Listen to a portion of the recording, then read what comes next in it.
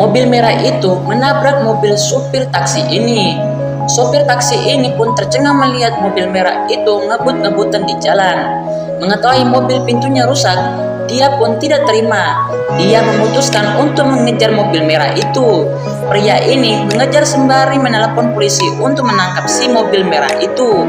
Tidak lama kemudian, polisi pun datang untuk menyetopnya. Tapi sopir mobil merah itu tidak menginginkan berhenti. Penumpang di belakangnya memberitahu ke polisi bahwa dia sedang meminta bantuan. Kemudian, badut ini membuka jendela pintu mobil dan melemparkan koran itu hingga mengenai Pak Polisi. Polisi itu pun mengambil korannya dan melemparkannya ke belakang malah mengenai supir taksi tadi, membuat supir taksi ini tidak bisa melihat ke depan dan terpaksa berhenti di pinggir jalan sembari amarah kesalnya. Kemudian melanjutkan mengejar si mobil merah ini. Tiba-tiba pembersih kaca mobil merah itu malah terlepas jatuh ke jalan dong. Kakek ini berdiri berusaha mencoba mengelak kaca mobil depan itu.